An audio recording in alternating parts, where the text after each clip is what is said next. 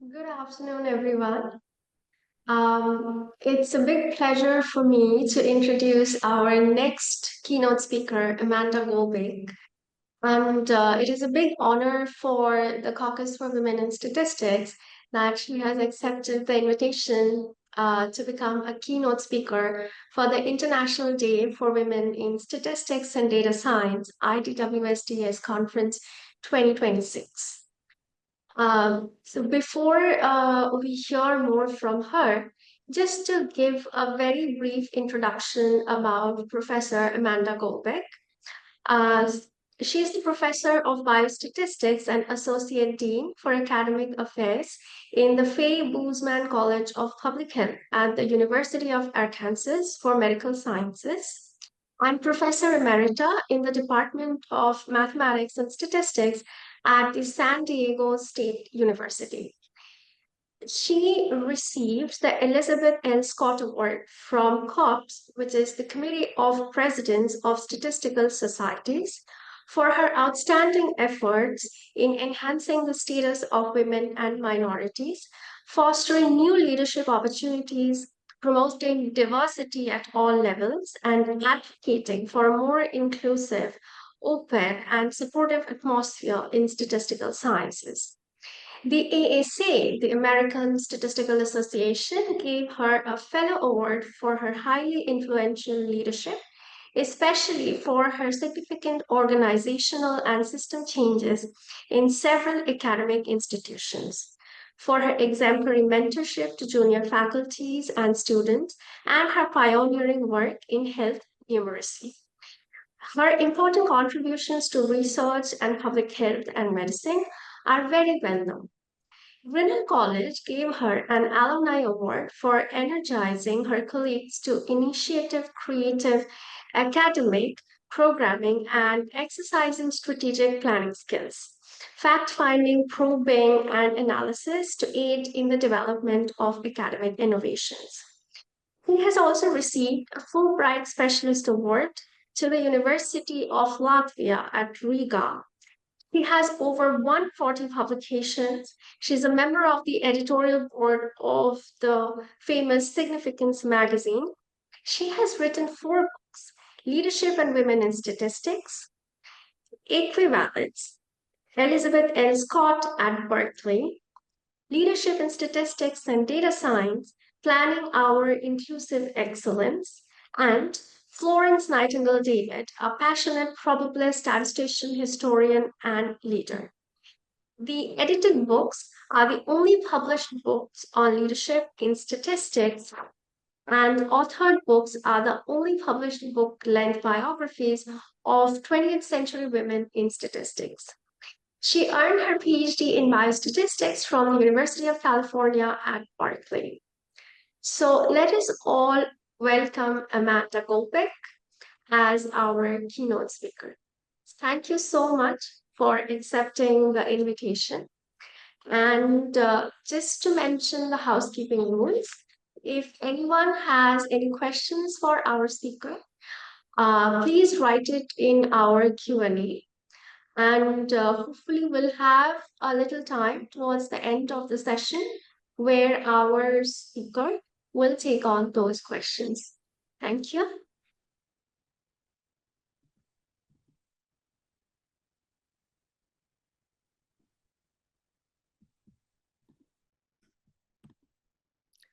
Okay, so you can see me, right? And I need to figure out how to share my screen. Thank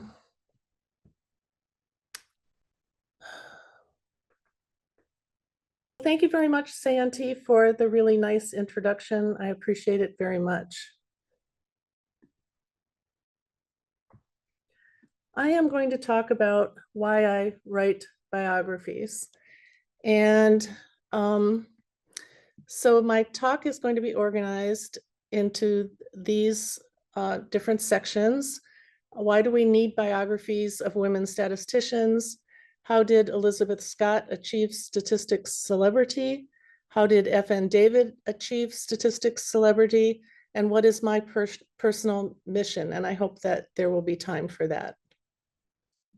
I need to do something I need to do one more technology thing here because I cannot see my notes. Let me try this again.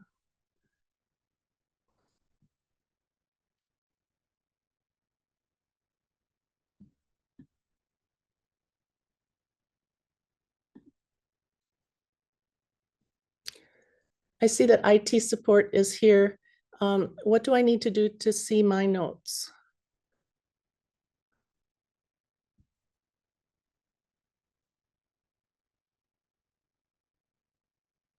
So you have more than one screen, right, Amanda? Or you have only one screen?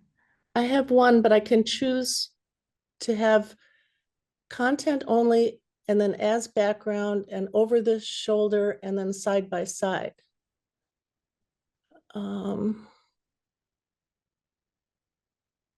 So maybe what you can do is you can try to put your slides on presentation mode first, and then when you share, choose the presentation mode, and then you can minimize the screen and see the other screen on your desktop. How do I choose the presentation mode? So first of all, you need to put the slide without sharing. You need to put your slides on presentation mode.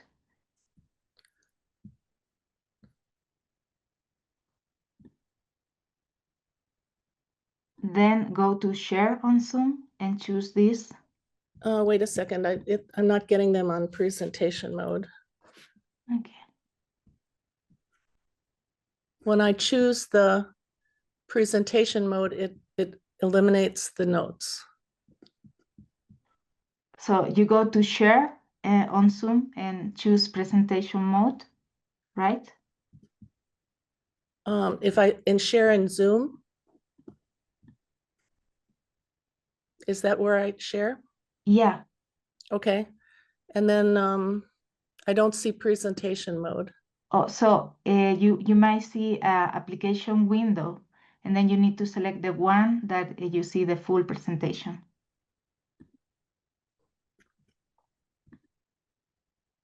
Okay, but then I need to choose the presentation mode now, right? To show Yeah. everyone the full slide. Yeah.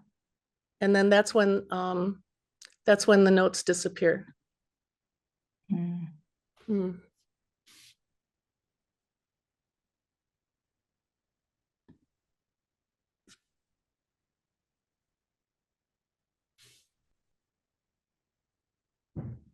Yeah, so this isn't working like it normally does.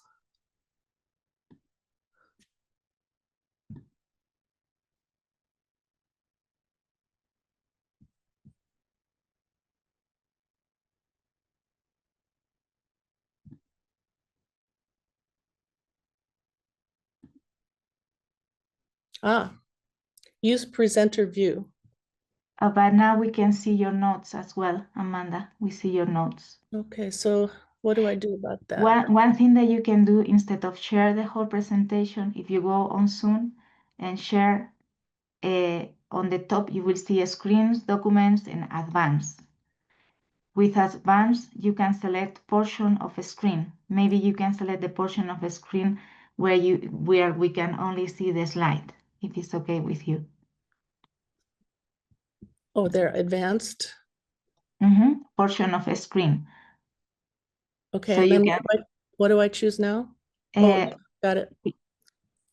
if you click on the portion of a screen, you can select only the ones that you want to show us, and we will only see the green part. So you can move the green window only to the slide. Oh, okay, that's handy.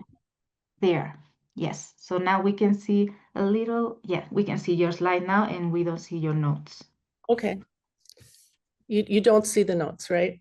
Yes, we don't see the note now. Okay, so let me get back to the beginning, and I'm very sorry about this. My office didn't want me to take my computer that was state property. So this is my own computer, and it's not quite set up. So, okay.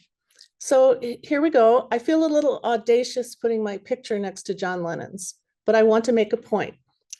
John Lennon said that he always strove to write, record, and release a song within 24 hours. And I always thought I was like John Lennon. I thought I could do projects that could be done relatively quickly, but I didn't have any confidence that I could do any longer term projects. But I just published my second book-length biography. Each time it took me 10 years to research, write, and publish the biography. At first, I didn't know that I could carry out a project which took that long, but now I know I can. This is my graduate school alma mater, the University of California at Berkeley. I was so happy to return there a few weeks ago when the statistics department invited me to serve on an alumni panel. It was the 70th anniversary of the department that Jerzy Neyman founded. I studied there at the turn of the 1980s. Then almost all faculty members in the statistics department were men. But at the same time, there were two women statisticians there who had big reputations. They were Elizabeth Leonard Scott and Florence Nightingale David. I knew them both.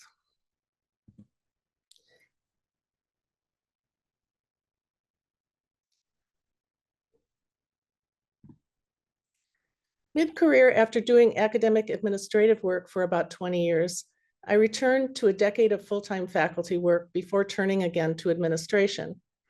At the start of my faculty decade, I pondered what I would do with my scholarship time. A friend and colleague suggested that I write a book about Scott.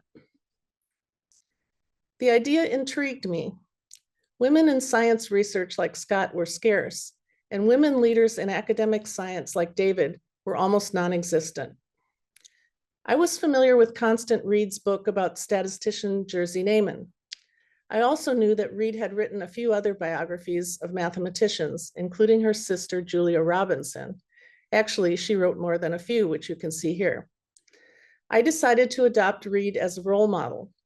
It fit with my early experience as editor-in-chief of 2 school newspapers and as a writer for a community newspaper.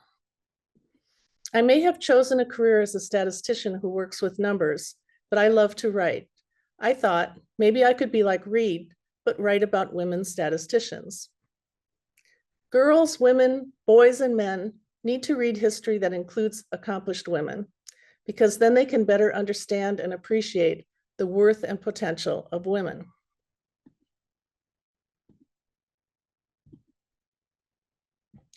The first biography that I wrote was about Elizabeth Scott. She was my advisor at Berkeley for my master's degree in statistics.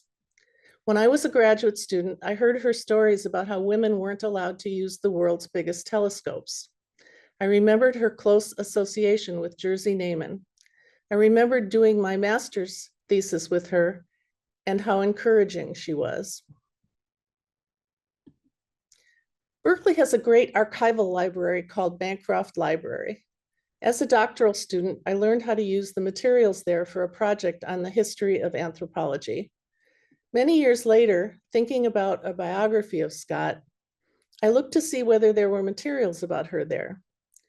There were 148 large cartons of documents from her. It turned out that Scott died while she was still working. Bancroft Library boxed up every piece of paper from her office and moved it to the archive. A biographer's bonanza, but her collection was listed as unprocessed, unavailable for use. So I remember being called tenacious at my PhD defense. I used some of that tenacity to move the Scott project forward. I asked the head of the university library and the head archivist at Bancroft for access to the unprocessed, unavailable Scott collection. I told them that I was a Berkeley grad and former advisee of Scott's. I wanted to write a book about her. I told them that I would look at every piece of paper in the 148 cartons, and they said yes. I was living in Montana and traveled to Berkeley a half a dozen times to review every piece of paper, and that was not a short distance to travel. Berkeley has 2 faculty clubs, historically one for men and one for women, and this turned out to be a very interesting part of the Scott story. I stayed at the Women's Faculty Club when I went back to Berkeley last month and had lunch there with the head of Bancroft Library, and I attended a dinner at the faculty club. The 2 clubs are still important meeting places. Each time working with the Scott collection at Bancroft, I stayed for about a week in one of the faculty clubs, and that really gave me a feel for the history. At each visit to Berkeley, I looked in boxes at Bancroft until my eyes were blurry. I copied every document that I thought would be useful to the book. I also accessed other archival materials, for example, university catalogs and faculty senate records. I interviewed some people who knew Scott well. I connected with the maternal side of her family, which I excitedly discovered has philanthropic means. I wrote a grant proposal to them to support my archival trips to Bancroft. The Waterman family funded it without asking for anything in return. It was great to do this biographical work at my alma mater. It reconnected me to the university. I was able to rewalk some old paths and discover many new ones. I uncovered so many rich stories about Scott, many more than I could have guessed was possible. It was emotional. I experienced sadness at her setbacks and happiness at her many accomplishments. Scott's relatives were military and lawyers. As a result, and fortunately, she dated every piece of paper. I sorted all of the documents by date and identified themes. These themes became sections of the book. Then I spent the next few years writing. Given all of my other work responsibilities, it took me about 10 years to get from the idea to the book. The biography of Scott is titled Equivalence, Elizabeth L. Scott at Berkeley. It was published in 2017 by Chapman and Hall, CRC. My second biography was about F.N. David. After the Scott book was published, I thought I had another biography in me. I remembered the other woman statistician who had a big reputation when I was at Berkeley. I did not know her as well as I knew Scott, and Bancroft only had 5 cartons of documents in a collection for her. But I remember people saying her name, F.N. David, with great emphasis and reverence. David was brilliant, different, and successful. She was a world-class and influential statistician, a true legend in her field. She is identified as the greatest British woman statistician of the mid-20th century, as well as one of the greatest statisticians of her time. Like Scott, David was one of my champions. I remembered that David told stories in a very compelling way. Everyone thought she was a relative of the Florence Nightingale. I remembered that David dressed in a masculine way and, like Scott, was joined at the hip with Naaman. I remembered that she spoke in a British accent and was not afraid to speak her mind. One day, my dissertation advisor invited me to interview for a consulting position at the United States Forest Service. I accepted, and to my great surprise, it was David who interviewed me. I learned that she had worked for the Forest Service for many years. I remember going home from the interview and saying, holy, you know what, I was just interviewed by F.N. David. David apparently instigated that particular consulting project. She wanted people to only use statistical measures that are appropriate for the scale of measurement. She especially wanted people to refrain from using methods developed for interval data on ordinal data. She must have liked my work because I was hired on 2 consecutive consulting contracts. I produced a technical report that is still available worldwide. Several times in my life, I have accepted huge responsibilities with no idea of how I was going to carry them out and complete them. The David book was one of them. She didn't have 148 cartons in her Bancroft collection like Scott did. She had only 5. That was not enough for a book, not even a short one. I had to find more material elsewhere. I had to look in less obvious places. It was a challenge.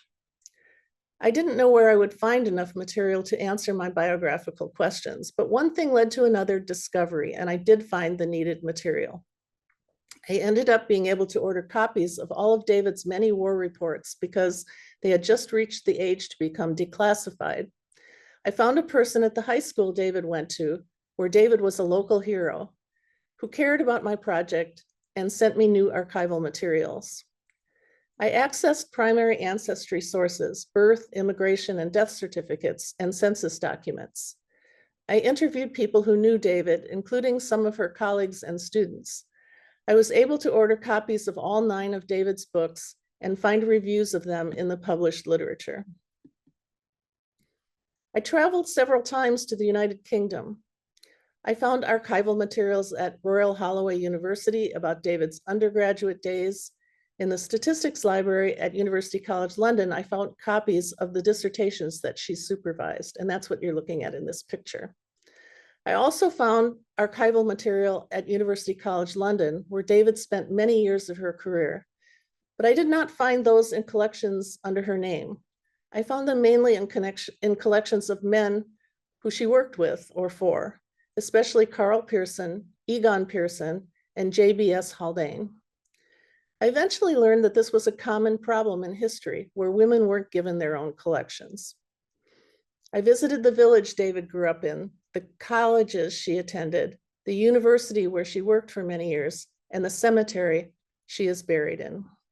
I found answers to many questions I had about her, questions about the beginnings and endings of her career for which no one yet knew the answer, like, why did David decide to become a statistician and a professor, to why did she decide to emigrate from the United Kingdom to the United States, to lead and grow a new academic department in a research university, and to be one of the first women in the sciences to do so.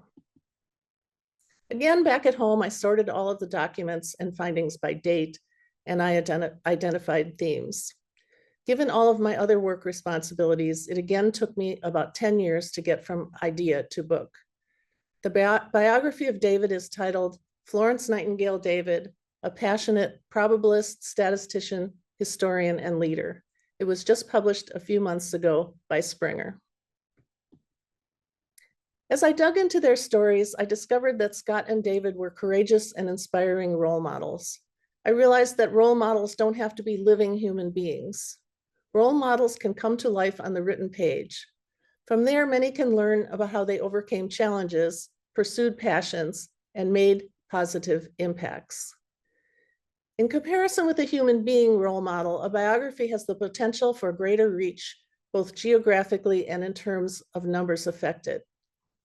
By the time that I began to work on the David book, I realized that my book about Scott was the only published book-length biography of a woman statistician other than the Florence Nightingale.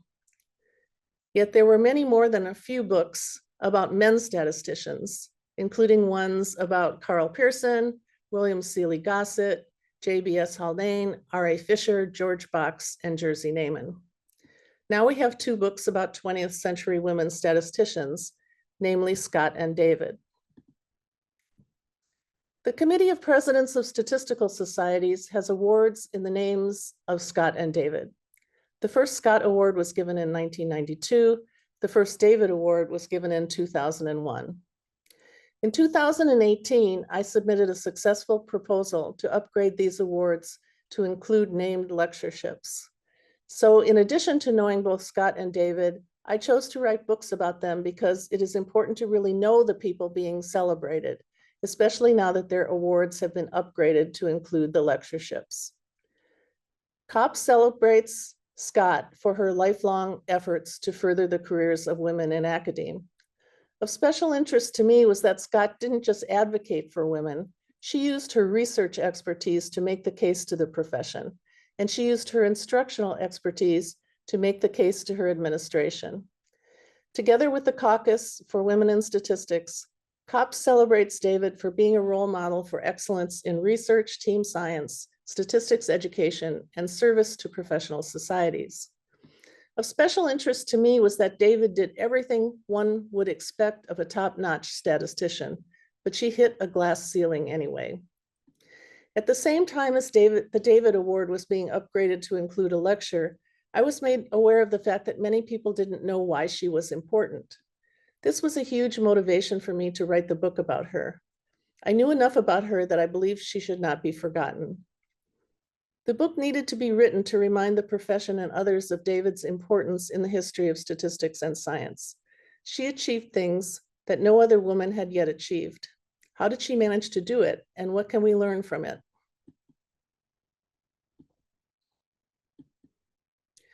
Before I wrote the book about her, we co-authored an article about David in the notices. We pointed out how she was a prodigy, a warrior, a professor, a writer, a leader, and a celebrity. To me, the most inspiring part of her story that was additionally revealed by the book research was how she didn't let herself be stopped. She persevered until she got what she wanted and deserved.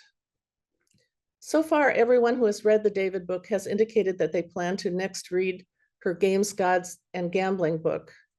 I didn't know why it didn't occur to me when I was writing the David book that this would happen. It would be fun if this book went into another printing.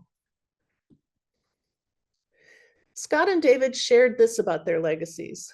They did what they needed to do in order to succeed in their profession, but then they also took a road less traveled. This less traveled road was unique to each of them for their time, and it made them stand out from the crowd. For Scott, it was to conduct and use solid research on women's issues in academia. For David, it was to conduct solid research on the history of probability, and then also to pivot and leap to another continent in order to lead. I tell young people to find and take their own road less traveled. This is the way that they will stand apart from the crowd and make their big contribution. It isn't very easy to become famous, but I'm going to talk more about the two women statisticians who did achieve fame. I'm going to talk more about Scott and David and their roads less traveled. Scott is pictured on the left and David on the right. It's great that we have a picture of the two of them together. Scott and David didn't become famous by doing what everyone else was doing. Instead, each of these two women became famous by taking a road less traveled. I hope that by the end of my talk, you will ask yourself, what will be my road less traveled? How did Scott and David achieve statistics celebrity? Let's start by focusing on Scott. Scott lived from 1917 to 1988. She spent her entire career at the University of California at Berkeley. I knew Scott in the later part of her career. It was around 1980 when I was a doctoral student at Berkeley. Scott was one of my advisors and one of my mentors. Scott trained to be an astronomer. Both her bachelor's and doctoral degrees were in astronomy. Scott worked with Jerzy Neyman in the Berkeley Statistics Lab during World War II. In fact, she worked with Neyman for over 30 years at Berkeley. Scott was a founding member of the statistics department, as well as its first woman professor and its first woman chairperson. Scott worked in a variety of research areas. In a few minutes, I will mention some of these briefly. Scott then became involved in women's issues in academia. She especially worked on salary inequities. Scott became a national sought-out expert in this area. Scott did a lot of association work, as you can see here.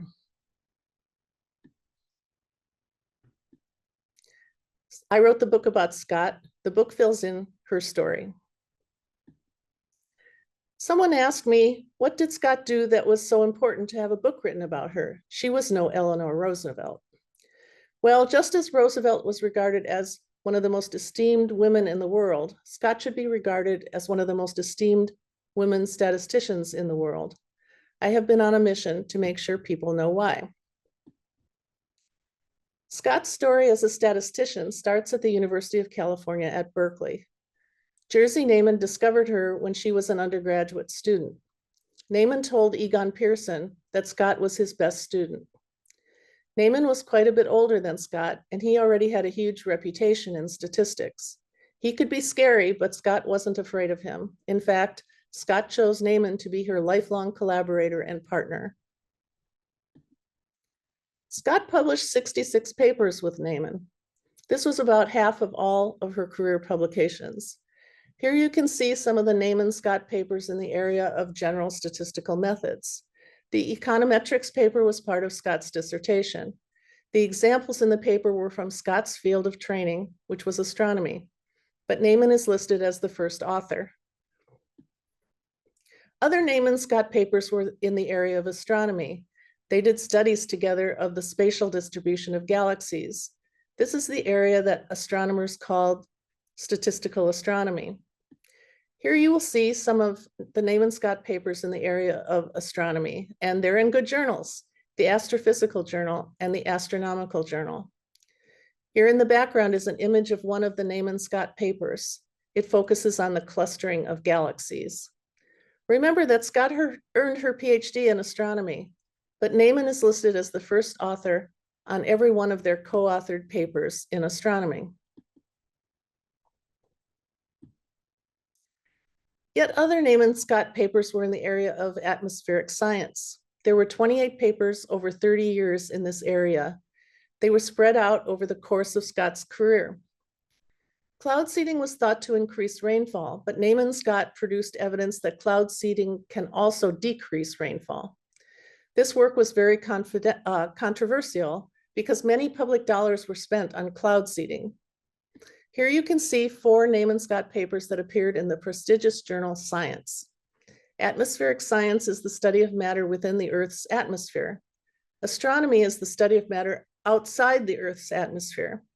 It seems natural that Scott would extend her studies of astronomy to atmospheric science, but Scott is always listed as the second author on this research, or it's not listed as the first author. Neyman is always listed as the first author. So that's because Neyman had a rule. Authors are to be listed in alphabetical order by last name. Neyman applied the rule to every study associated with his Berkeley Statistical Laboratory. He came out of the mathematics tradition, and that's how they did it. There are other traditions, as you all know, but that's not how Neyman did it.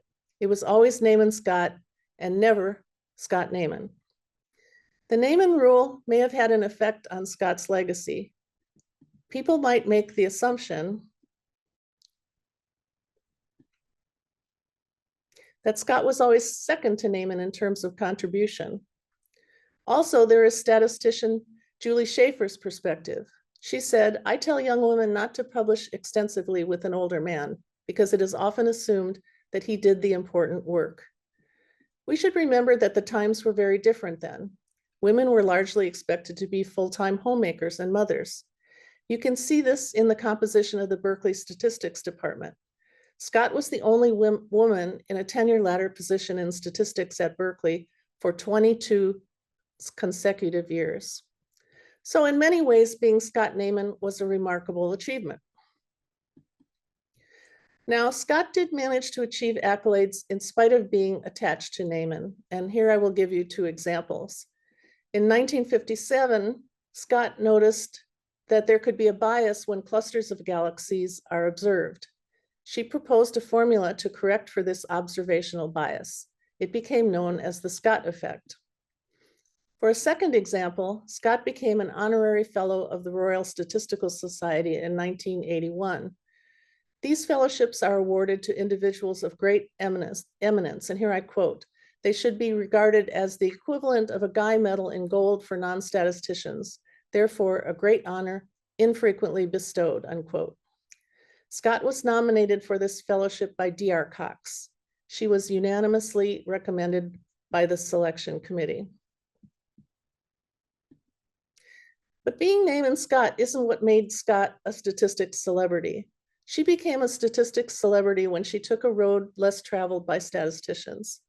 To paraphrase the poet Robert Frost, 2 roads diverged in a wood, and Scott took the one less traveled by, and that made all the difference. Scott came to that point of divergence in the wood in 1968. That's when she accepted a Berkeley committee assignment. The university wanted to tackle problems caused by racial inequalities in our society. The committee noticed that there were also problems for women within the university. Scott asked, "Why are there so few women on the faculty?" And then she asked, "Why are there so few women working toward and obtaining their PhDs?" Later, she asked, "Why are women paid less than men with equivalent experience and productivity?" Scott brought her skills as a researcher to her work on women's issues. She developed regression methods and conducted salary inequity reviews. Her methods were used around the country and many women benefited. She became the foremost statistical expert in the area of salary equity. Scott did it on her own. Neyman wasn't involved in it. Scott also brought her communication skills to her work on women's issues. She spoke about her research results to many groups around the country.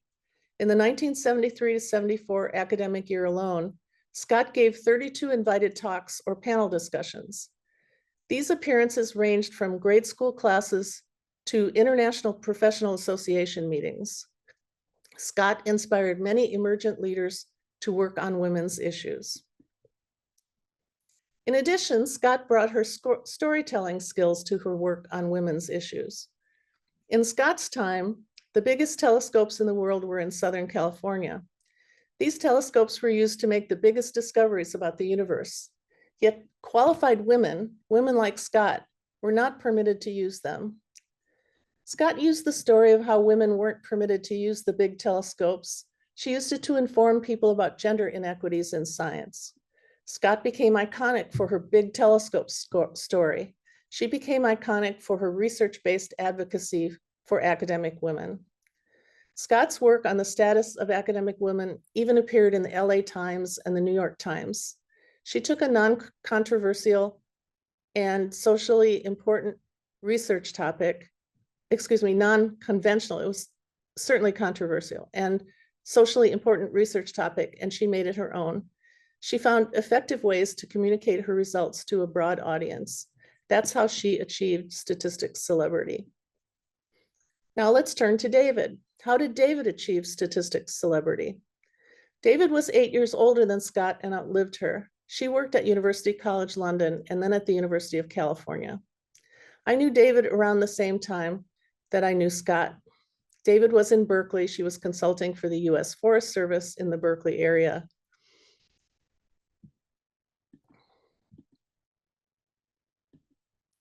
David wrote numerous books. There were 9 in all. She was working on another one when she died. Among David's books is a classic on the history of probability. It had multiple reprintings by multiple publishers. David was accomplished in combinatorial probability theory. Her former student and colleague, Dick Barton, told us that this was a subject where David, quote, had both technical fluency and insight, unquote. David was the first chair of the statistics department at UC Riverside. She was clever and savvy. She was amazing at getting both students and resources. Here, David was named one of the 8 most interesting statisticians of all time. She had a huge impact on the world. David was the first recipient of the Elizabeth L. Scott Award. She opened the door to women in statistics. David was the first woman appointed to the rank of professor in the world's first academic statistics department. David had many contributions to the profession over many years. Barton told us that, quote, her contribution to statistics was wide-ranging and substantial, unquote. David had many contributions to education, science, and public service. She had many top secret papers in support of the World War II effort and many white papers for the US Forest Service. David had many research contributions in statistical methods, applications, and history. She had over 100 research publications. Many are still cited today. David had spirit as a lecturer and role model. She was a beloved and award-winning teacher and statistical storyteller. I wrote the book about David. The book fills in her story. A few years ago, there was a failed attempt to upgrade the COPS David Award to be a named lectureship. One COPS leader said, "But what did David do that was so important?" They said, "Maybe we should change the name on the award to someone else." I found that there is much more to David's story than is currently known. Like Scott, David should be regarded as one of the most esteemed women statisticians in the world. And I have been on a mission to make sure people know why. David's story as a statistician begins at University College London. She finished her bachelor's degree and asked Carl Pearson for a job. Pearson hired her as his research assistant and arranged for her to do graduate study. Carl Pearson was in his mid-70s and he was known as the god of statistics. David said that he truly scared her, but she didn't let that stop her. Almost immediately, Carl Pearson published an article where he acknowledged David's work. She became his last protege. The first 10 years that David was at University College London was a really seminal period in statistics. The years went by and David became remarkable for publishing early and often. Her first publication was with Carl Pearson in the journal Biometrica. This was just a year after she started to work for him. She went on to publish many papers in Biometrica and other statistics journals.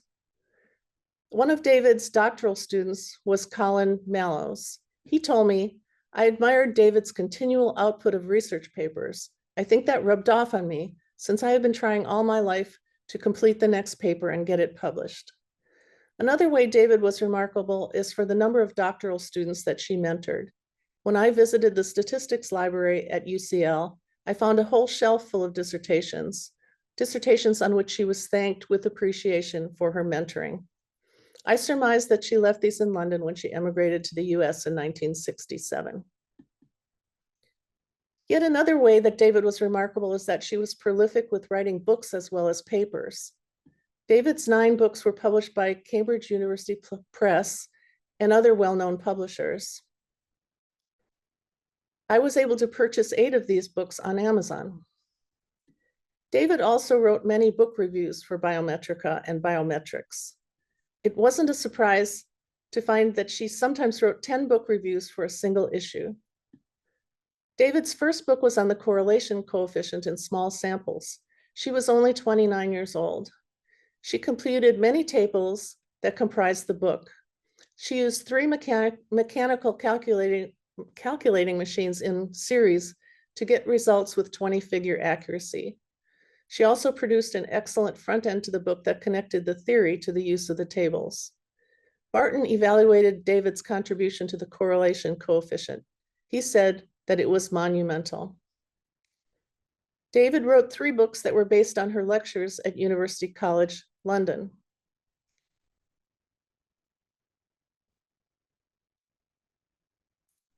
She also wrote 2 books that helped to fill a gap in books on probability theory. One focused on combinatorial chance for its own sake, and the other focused on applications. David's book, Games, Gods, and Gambling, was the first new book on the history of probability in 100 years. It included prehistory, history, poetry, literature, and archaeology. It blended biography, social context, and assessment of discoveries.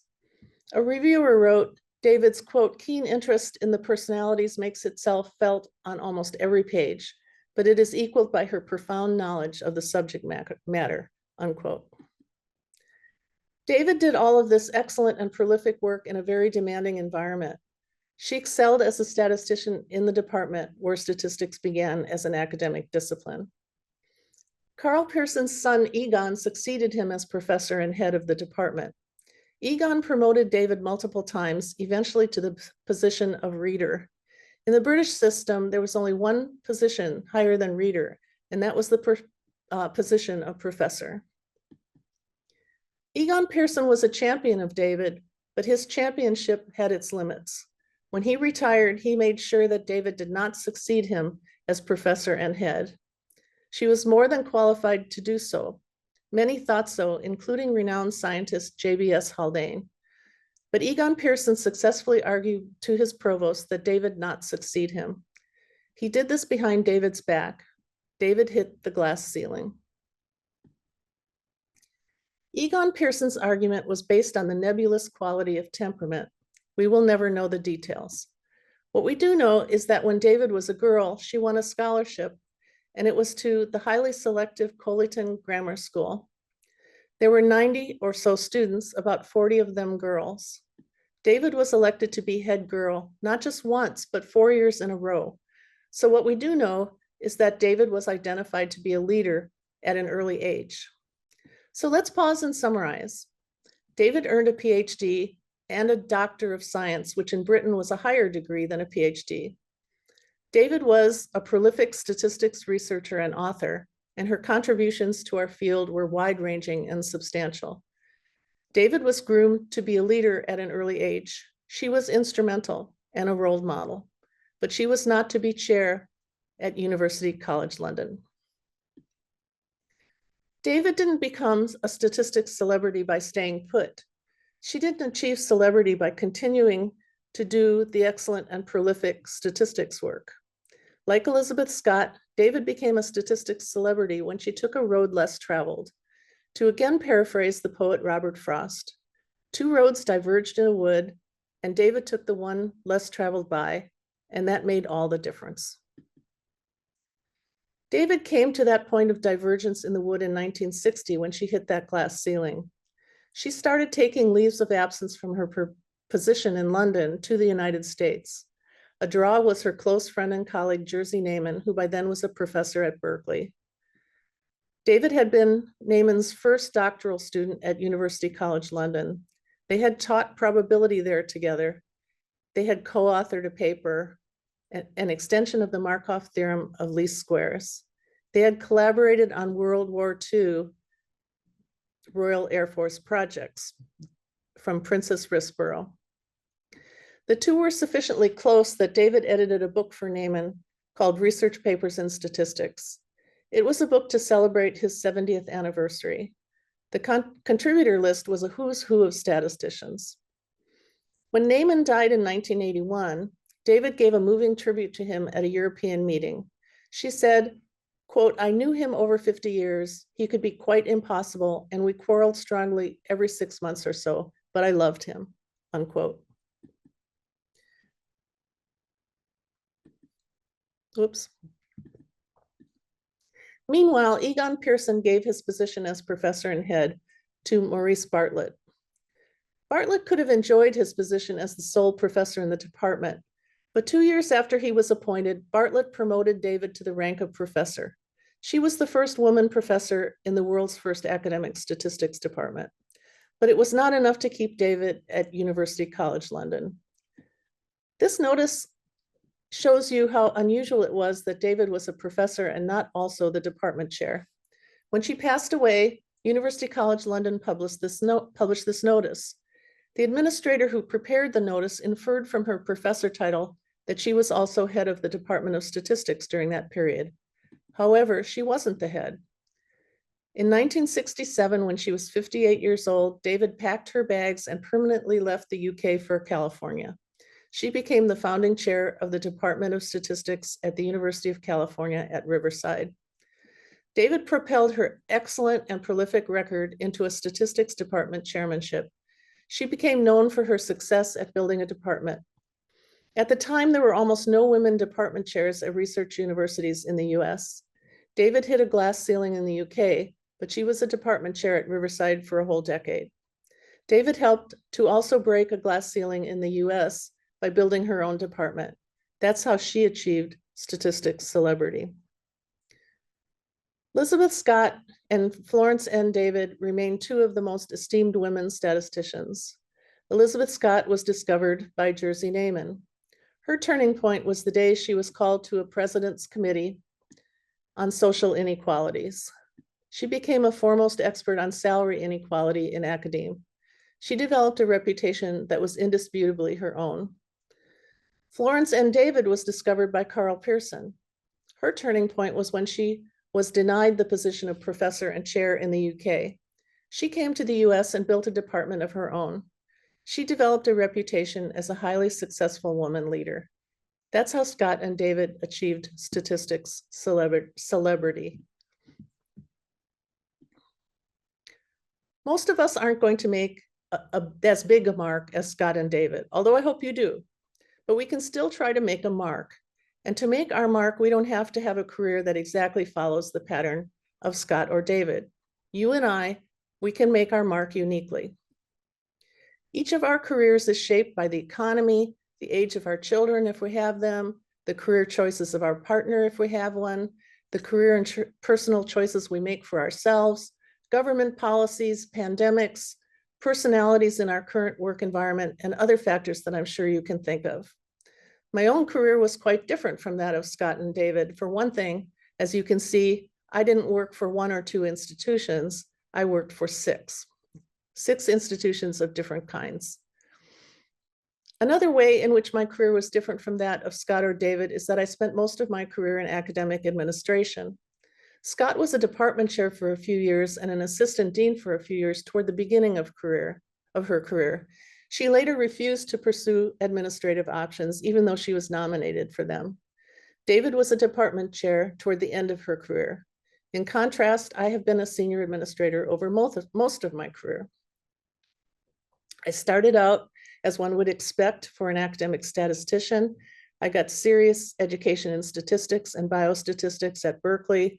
Then I became a faculty member in a department of mathematical sciences. But soon I was tapped on the shoulder and asked to head a group of about 10 PhD statisticians. I did that for about 10 years, working to promote excellence in academic statistics. But then I moved into senior leadership roles. And at the time when I made that move, there weren't many statisticians who had made similar moves. I've been an associate dean for undergraduate studies, one for research, one for academic affairs. I've been in a provost level position. I've been a vice president for academic affairs for a state system of 36 post-secondary institutions. And all of these positions had scope that was wider than that of a statistics department. I've received awards for my leadership. I received an Outstanding Alumni Award from Grinnell College. I was an elected fellow of the American Statistical Association, and I received the Elizabeth Scott Award from the Committee of Presidents of Statistical Societies. I've been on a road somewhat less traveled by statisticians, and that road would be one of senior academic administrator. But it turns out that I'm also on another road less traveled by statisticians. I added this to my mission to explore, communicate, and improve women's status in statistics. This bookshelf contains all of the books that we have on leadership in statistics. That's right, there are only 2 books on the shelf. They are the ones that I edited. There's one titled Leadership and Women in Statistics, which I did with Ingram Olkin and Julia Gell, and one titled Leadership in Statistics and Data Science. These books contain many essays written by statisticians on the topics of leadership. This shelf contains all of the books that we have on 20th century women statisticians. And that's right, there are only 2 books on the shelf, and they are the ones that I wrote. There's one titled Equivalence, Elizabeth L. Scott at Berkeley, and one titled Florence Nightingale David, a passionate probabilist, statistician, historian, and leader. These books contain the biographies of the 2 accomplished women statisticians who I've been telling you about, women statisticians who should be remembered. My road less traveled by statisticians is one where I develop books for the professional development of statisticians. Significance magazine recently invited me to write about why we need biographies of women statisticians. My story is on the Significance magazine website. Jim Cochran commented that my biography about Florence Nightingale David is terrific, meticulously researched, informative, and engaging. Senya Dumicic commented that my passionate work on biographies of notable statisticians has made a significant contribution. And she continued to say, Amanda, we might be grateful that you prioritized writing above numbers. So in summary, I did what I needed to do in order to succeed in my profession, but then I took some roads less traveled. These less traveled roads were unique to me for my time, and they made me stand out a little bit from the crowd. For me, it was to exercise senior leadership in academia and to write biographies about statisticians. So now we have come full circle. And if you ask me how I'd like to be remembered, it would be this: Amanda has taken thousands of lights and helped them to shine brighter. Thank you very much for inviting me today, and thank you very much for listening.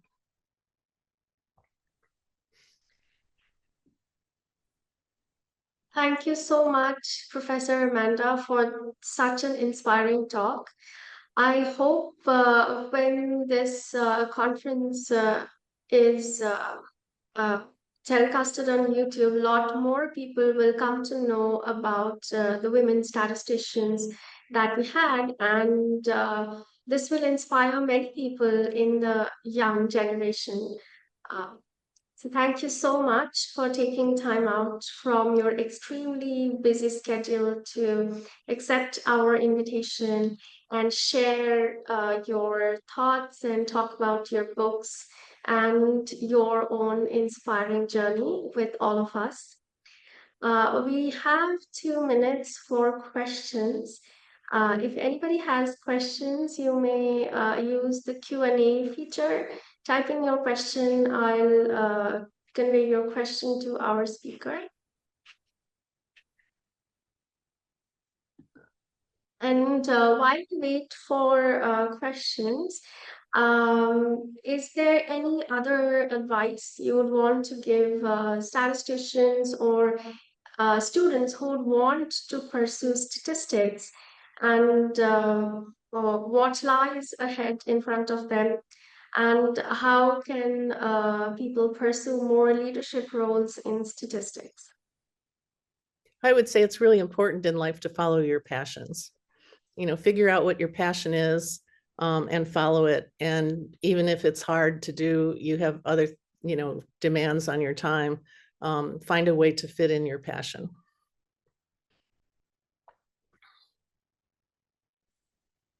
So there's one question that we have from Cynthia. So is there a next project or a next statistician that you have in mind? So are we expecting another book?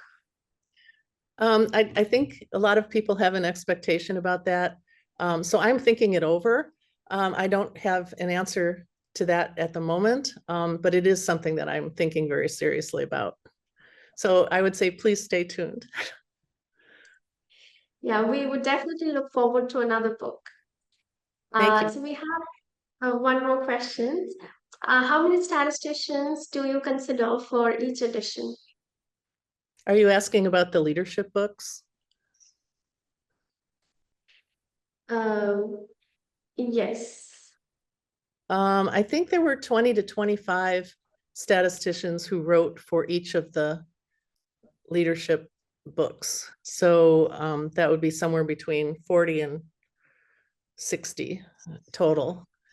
So there are many voices in those books on many different leadership topics. And I'm sure you will find something in there that is interesting and useful to you.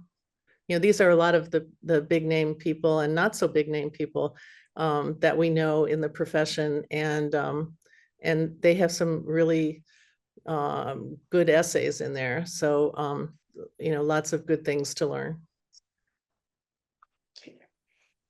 Okay, so we are almost on time for the next session. So before we proceed to the next session, many thanks to Professor Amanda Golbeck for accepting the invitation and sharing about your books with us.